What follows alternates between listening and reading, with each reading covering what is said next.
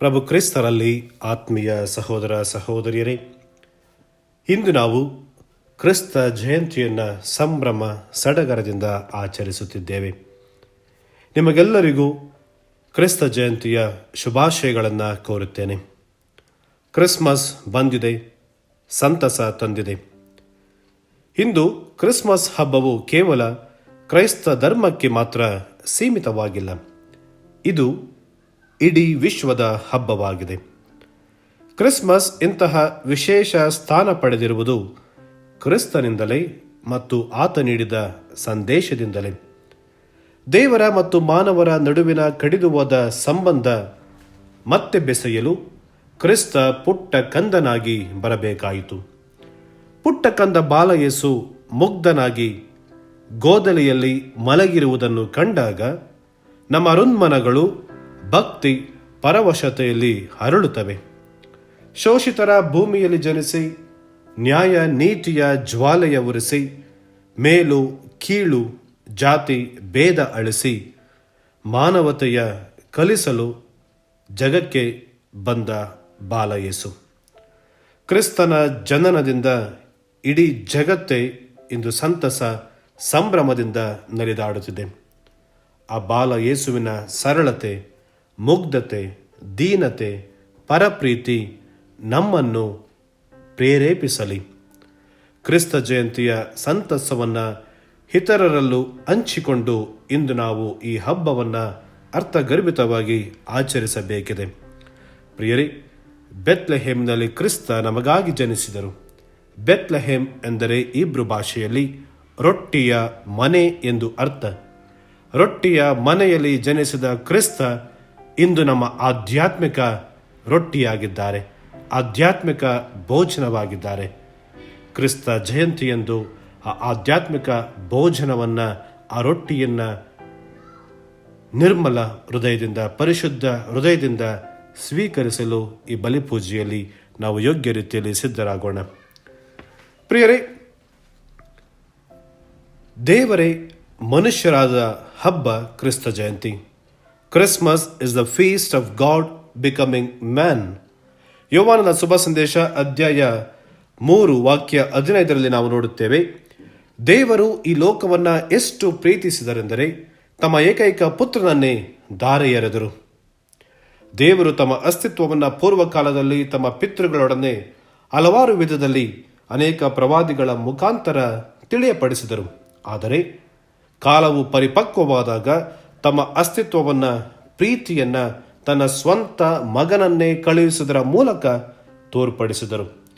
ದೇವರೇ ಮನುಷ್ಯರಾದಂತಹ ಹಬ್ಬ ಕ್ರಿಸ್ತ ಜಯಂತಿ. ಪ್ರಿಯರೇ, ಏಕೆ ದೇವರು ಮನುಷ್ಯನ ರೂಪದಲ್ಲಿ ಈ ಧರೆಗೆ ಬರಬೇಕಾಯಿತು? ತತ್ವಶಾಸ್ತ್ರಜ್ಞ ಕೇರ್ಕೆಗಾರ್ಡ್ ಒಂದು ಸುಂದರ ಕಥೆಯನ್ನು ಹೇಳುತ್ತಾನೆ. ಒಮ್ಮೆ ಒಬ್ಬ ಅರಸ ಮನೆ ಕೆಲಸ ಮಾಡುವ ಯುವತಿಯಲ್ಲಿ ಆತನಿಗೆ ಪ್ರೀತಿ ಹುಟ್ಟುತ್ತೆ. ಅರಸ ಆ ಯುವತಿಯನ್ನು ತನ್ನ ಪತ್ನಿಯನ್ನಾಗಿ ಸ್ವೀಕರಿಸಲು ಯೋಚನೆ ಮಾಡುತ್ತಾನೆ. ತನ್ನ ಆಸ್ಥಾನದಲ್ಲಿದ್ದ ಮಂತ್ರಿಗಳನ್ನೆಲ್ಲ ಕರೆದು ಹೇಗೆ ತನ್ನ ಪ್ರೀತಿಯನ್ನು ಆ ಯುವತಿಗೆ ವ್ಯಕ್ತಪಡಿಸುವುದು ಎಂದು ಕೇಳಿದಾಗ ಎಲ್ಲ ಮಂತ್ರಿಗಳು ಅರಸನಿಗೆ ಈ ಒಂದು ಸಲಹೆಯನ್ನು ನೀಡುತ್ತಾರೆ. ತಾವು ರಾಜ ಗಾಂಭೀರ್ಯದಿಂದ, ವಜ್ರ ವೈಡೂರ್ಯಗಳಿಂದ ಅಲಂಕೃತವಾದ ರಥದಲ್ಲಿ ಹೋಗಿ ಆಕೆಯ ಪುಟ್ಟ ಗುಡಿಸಲಿನ ಮುಂದೆ ನಿಮ್ಮ ಪ್ರೀತಿಯನ್ನು ವ್ಯಕ್ತಪಡಿಸಿದಾಗ ಅವಳು ಸಾಷ್ಟಾಂಗ ನಿಮ್ಮ ಕಾಲಿಗೆ ಎರಗಿ ನಿಮ್ಮನ್ನು ಸ್ವೀಕರಿಸುತ್ತಾಳೆ ಎಂದು ಹೇಳುತ್ತಾರೆ. ಆದರೆ ರಾಜನಿಗೆ ಅವರು ನೀಡಿದ ಸಲಹೆ ಅಷ್ಟು ಇಷ್ಟವಾಗುವುದಿಲ್ಲ. ಕಾರಣ, ರಾಜನಿಗೆ ಇಲ್ಲಿ ಬೇಕಾದದ್ದು ಆತನ ಮಹಿಮೆಯನ್ನು ಪ್ರಕಟಪಡಿಸುವುದಲ್ಲ. King wanted her glorification, not his glorification. ಹಾಗಾಗಿ ಅರಸ ಯೋಚನೆ ಮಾಡ್ತಾನೆ. ಒಂದು ದಿನ ತಾನೇ ಬಡ ಸೇವಕನಂತೆ ವಸ್ತ್ರವನ್ನು ಧರಿಸಿ ಆಕೆಯ ಪುಟ್ಟ ಗುಡಸಲಿನ ಮುಂದೆ ನಿಂತು ತನ್ನ ಪ್ರೀತಿಯನ್ನು ವ್ಯಕ್ತಪಡಿಸುತ್ತಾನೆ. ಪ್ರಿಯರೇ, ಕ್ರಿಸ್ತ ಜಯಂತಿಯ ರಹಸ್ಯವು ಈ ಕತೆಗೆ ಬಹಳಷ್ಟು ಹತ್ತಿರವಾಗಿದೆಯಲ್ಲವೇ? ಯೆಹೂದ್ಯರಲ್ಲಿ ಇದ್ದ ನಂಬಿಕೆ ದೇವರನ್ನ ಮುಖಾಮುಖಿ ಕಂಡರೆ ನಾವು ಸಾಯುತ್ತೇವೆ ಎಂಬ ನಂಬಿಕೆ ಇತ್ತು. ಅಂತಹ ಪರಿಸ್ಥಿತಿಯಲ್ಲಿ ದೇವರು ಹೇಗೆ ಇಳಿದು ಬರಬೇಕಾಯಿತು? ಹಾಗಾಗಿ ಕ್ರಿಸ್ತ ಈ ಜಗತ್ತಿಗೆ ಪುಟ್ಟ ಕಂದನಾಗಿ ಜನಿಸಿ ಬಂದರು. ಮತ್ತು ಕ್ರಿಸ್ತ ಜಯಂತಿಯ ಹಬ್ಬವು ದೇವರು ತಮ್ಮ ಪ್ರೀತಿಯನ್ನ, ಕರುಣೆಯನ್ನ ಜಗತ್ತಿಗೆ ಸಾರಿದ, ಪ್ರಕಟಪಡಿಸಿದ ಹಬ್ಬ. Christmas is the feast of God sharing his love with his people. ಯೆಹೂದ್ಯರಲ್ಲಿ ಇದ್ದ ಕಲ್ಪನೆ ದೇವರು ತಮ್ಮ ತಪ್ಪುಗಳನ್ನು ನಮ್ಮ ತಪ್ಪುಗಳನ್ನು ಲೆಕ್ಕವಿಟ್ಟುಕೊಳ್ಳುವ, ಶಿಕ್ಷಿಸುವ, ದಂಡಿಸುವ ದೇವರು ಎಂದು. ಆದರೆ ಕ್ರಿಸ್ತ ಪುಟ್ಟ ಕಂದನಾಗಿ ಈ ಜಗತ್ತಿಗೆ ಬರುವುದರ ಮೂಲಕ ದೇವರು ನಮ್ಮನ್ನು ಶಿಕ್ಷಿಸುವ ದೇವರಲ್ಲ, ದಂಡಿಸುವ ದೇವರಲ್ಲ, ಅವರು ನಮ್ಮನ್ನು ಪ್ರೀತಿಸುವ ದೇವರು, ಕರುಣಾಮಯಿ, ಕ್ಷಮಿಸುವ ದೇವರು ಎಂಬ ಸಂದೇಶವನ್ನು ಸಾರುತ್ತಾರೆ. ಮತ್ತು ಕ್ರಿಸ್ತ ಈ ಜಗತ್ತಿಗೆ ಬರುವುದರ ಮೂಲಕ ಯೆಹೂದ್ಯರ ಮತ್ತು ಅನ್ಯ ಜನರ ನಡುವೆ ಇದ್ದ ತಡೆಗೋಡೆಯನ್ನು ಒಡೆದು ಹಾಕಿ ಸೇತುವೆಯನ್ನು ನಿರ್ಮಿಸಲು ಪ್ರಾರಂಭಿಸುತ್ತಾರೆ. ಪ್ರಿಯರೇ, ನಾವು ಈ ಒಂದು ಅಂಶವನ್ನು ಮತ್ತಾಯನ ಶುಭ ಸಂದೇಶ ಅಧ್ಯಾಯ 1 ವಾಕ್ಯ 1-17 ಯೇಸು ಕ್ರಿಸ್ತರ ವಂಶಾವಳಿಯನ್ನು ಆಲಿಸುತ್ತೇವೆ. ಈ ವಂಶಾವಳಿಯಲ್ಲಿ ಒಂದು ವಿಸ್ಮಯಕಾರಿ ಸಂಗತಿ ಇದೆ. ಇದರಲ್ಲಿ 4 ಮಹಿಳೆಯರ ಹೆಸರನ್ನು ಪ್ರಸ್ತಾಪಿಸಲಾಗಿದೆ: ತಾಮಾರ, ರಾಹಾಬ, ರೂತ ಮತ್ತು ಉರಿಯನ ಹೆಂಡತಿ ಬತ್ಷೆಬೆ. ಪ್ರಿಯರೇ, ಇವರ ಜೀವನವನ್ನು ನಾವು ನೋಡಿದರೆ ನಮಗೆ ಆಶ್ಚರ್ಯವಾಗಬಹುದು. ಯೆಹೂದ್ಯ ಸಂಸ್ಕೃತಿಯಲ್ಲಿ ಮಹಿಳೆಗೆ ಯಾವುದೇ ಸ್ಥಾನಮಾನ, ಗೌರವ ಇರಲಿಲ್ಲ. ಮಹಿಳೆಯ ಒಂದು ವ್ಯಕ್ತಿಯಂತೆ ಕಾಣದೆ ಕೇವಲ ವಸ್ತುವೆಂದು ಭಾವಿಸಲಾಗುತ್ತಿತ್ತು. ಅವಳಿಗೆ ಯಾವುದೇ ಸಮಾನ ಹಕ್ಕುಗಳು ಕೂಡ ಇರಲಿಲ್ಲ. ಜೆರಿಕೋವಿನಲ್ಲಿ ವೇಶ್ಯೆಯ ಜೀವನ ನಡೆಸುತ್ತಿದ್ದವಳು ರಾಹಾಬ. ಜೋಶುವ ಅಧ್ಯಾಯ 2 ವಾಕ್ಯ 1-7 ನಾವು ನೋಡ್ತೇವೆ. ಮೋವಾಬ್ ದೇಶಕ್ಕೆ ಸೇರಿದವಳು ರೂತಳು ಬೇರೆ ದೇವರನ್ನ ಆರಾಧನೆ ಮಾಡುತ್ತಿದ್ದವಳು.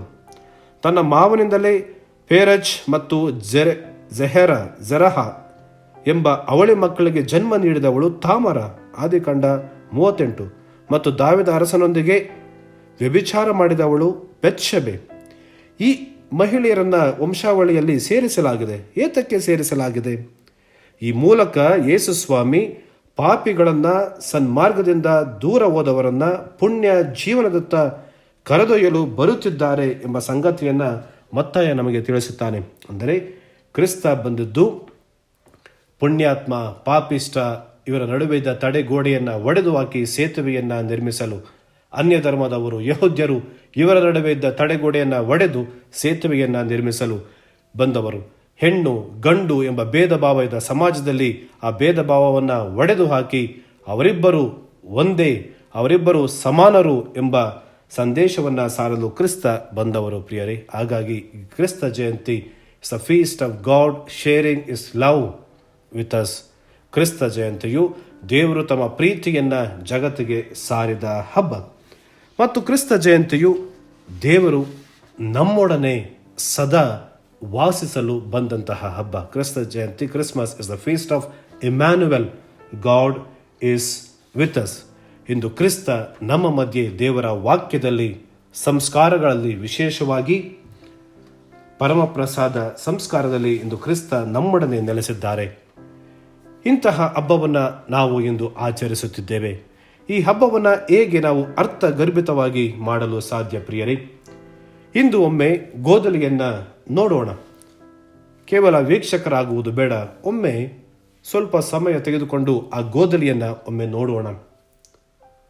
ಇಂದು ಕ್ರಿಸ್ತ ಜಯಂತಿಗೆ ನಾವು ಮಾಡುವ ಗೋದಲಿಗಳು ಬಹಳ ಸುಂದರ, ಆಕರ್ಷಣೀಯವಾಗಿವೆ.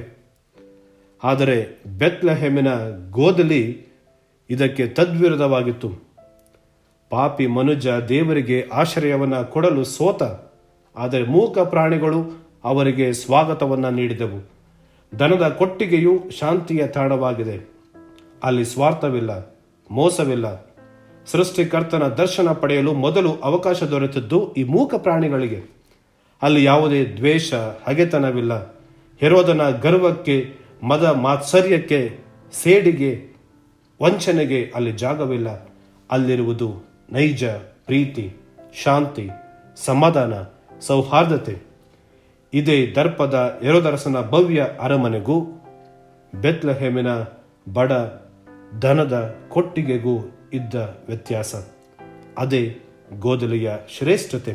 ಪ್ರಿಯರೇ, ಕ್ರಿಸ್ತ ಹೆರೋದನಿಗಾಗಲಿ ಅಗಸ್ತಸ್ ರಾಜನಿಗಾಗಲಿ ದರ್ಶನ ನೀಡಲಿಲ್ಲ. ಬದಲಾಗಿ ಸಮಾಜದ ದೃಷ್ಟಿಯಲ್ಲಿ ದೀನ, ದಲಿತರು, ಅಶಿಕ್ಷಿತರು, ಪಾಪಿಗಳೆಂದು ಪರಿಗಣಿಸಲ್ಪಟ್ಟಿದ್ದ ನರಮಾನವರಿಗೆ ತಮ್ಮ ಶ್ರೇಷ್ಠ ದರ್ಶನವನ್ನ ನೀಡಿದರು. ದೇವರನ್ನ ಕಾಣಲು, ಅವರ ಅನುಭವವನ್ನು ಪಡೆಯಲು ಹಣ, ಅಂತಸ್ತು, ದೊಡ್ಡಸ್ತಿಕೆ ಮುಖ್ಯವಲ್ಲ. ಬದಲಿಗೆ ದೀನತೆ, ಸರಳತೆ, ಕ್ಷಮೆ ಹಾಗೂ ವಿನಯತೆ, ಸಮರ್ಪಣೆ ಬಹಳ ಮುಖ್ಯ ಎಂದು ನಾವು ತಿಳಿದುಕೊಳ್ಳಬೇಕಿದೆ. ಪ್ರಿಯರೇ, ಇಂದು ನಮ್ಮ ಸಮಾಜದಲ್ಲಿ ನೂರಾರು ಸಮಸ್ಯೆಗಳು ಇವೆ. ನಮ್ಮ ಬದುಕು ಗೊಂದಲಗಳ, ಸಮಸ್ಯೆಗಳ ಗೂಡಾಗಿದೆ. ಎಲ್ಲೆಲ್ಲೂ ಅಭದ್ರತೆ, ಯುದ್ಧ, ಭೀತಿ, ಭಯೋತ್ಪಾದನೆ, ಮಾರಕ ವ್ಯಾಧಿ, ಜಾಗತೀಕರಣದಿಂದ ಜೀವನ ತತ್ತರಿಸಿ ಹೋಗಿದೆ. ಶ್ರೀಮಂತರು ಶ್ರೀಮಂತರಾಗುತ್ತಿದ್ದರೆ ಬಡವರು ಬಡವರಾಗೇ ಉಳಿಯುತ್ತಿದ್ದಾರೆ. ಕೊಲೆ, ಸುಲಿಗೆ, ಅತ್ಯಾಚಾರ, ಆತ್ಮಹತ್ಯೆ, ಭ್ರೂಣ ಹತ್ಯೆ, ಲಂಪಟತನ, ಕೋಮುವಾದ, ಮೋಸ, ವಂಚನೆ, ಅನ್ಯಾಯ, ಅನೀತಿ ನಮ್ಮ ಸಮಾಜದಲ್ಲಿ ತಾಂಡವವಾಡುತ್ತಿದೆ. ಇಂತಹ ಸಮಾಜಕ್ಕೆ ಹೇಗೆ ಕ್ರಿಸ್ತನನ್ನ ನಾವು ಇಂದು ನೀಡಬಹುದು? ಕ್ರಿಸ್ತ ಹೇಗೆ ಸಂತ್ರಸ್ತರ, ನೊಂದವರ, ಶೋಷಿತರ, ದೀನ ದಲಿತರ ನೋವನ್ನು ಅಳಿಸಿ ಧರ್ಮ, ಸತ್ಯ, ಸಮಾನತೆಯನ್ನ ಸಾರಲು ಬಂದರೋ ಅದೇ ರೀತಿ ಆ ಕೆಲಸ ಇಂದು ನಮ್ಮಿಂದ ಆಗಬೇಕಾಗಿದೆ. ನಾವು ಮತ್ತೊಬ್ಬ ಕ್ರಿಸ್ತನಾಗಬೇಕಾಗಿದೆ. ಇತರರಲ್ಲಿ ಕ್ರಿಸ್ತನನ್ನ ಕಾಣಬೇಕಿದೆ. ನಮ್ಮ ಮನೆಗಳ ಮೇಲೆ ಪ್ರಕಾಶಿಸುತ್ತಿರುವ ನಕ್ಷತ್ರ ಇಂದು ನಮ್ಮ ಹೃದಯಗಳಲ್ಲಿ ಪ್ರಕಾಶಿಸಬೇಕಿದೆ. ಕ್ರಿಸ್ತನಿಗೆ ಗೋದಲಿಯಲ್ಲಿ ಜಾಗ ಮಾಡಿಕೊಡುವ ಬದಲು ನಮ್ಮ ಹೃದಯವೆಂಬ ಗೋದಲಿಯಲ್ಲಿ ಕ್ರಿಸ್ತನಿಗೆ ಜಾಗವನ್ನು ಮಾಡಿಕೊಡಬೇಕಾಗಿದೆ. ನಮ್ಮ ಹೃದಯದಲ್ಲಿರುವ ಕಲ್ಮಾಂಶಗಳು, ದುರ್ಗುಣಗಳನ್ನು ಬಿಸಾಡಿ ಅಲ್ಲಿ ಶುದ್ಧವಾದ ಸ್ಥಳವನ್ನು ನಿರ್ಮಾಣ ಮಾಡಬೇಕಾಗಿದೆ. ಪ್ರಿಯರೇ, ಇಂದು ಕ್ರಿಸ್ತ ಜಯಂತಿ ಕೇವಲ ಬಾಹ್ಯ ಆಡಂಬರದ ಆಚರಣೆಯಾಗದೆ ಆಂತರಿಕ ಆಚರಣೆಯಾಗಲಿ. ಕ್ರಿಸ್ತನ ಹುಟ್ಟುಹಬ್ಬಕ್ಕೆ ನಮ್ಮ ಪರಿಶುದ್ಧ ಬದುಕನ್ನೇ ಉಡುಗೊರೆಯಾಗಿ ನೀಡೋಣ.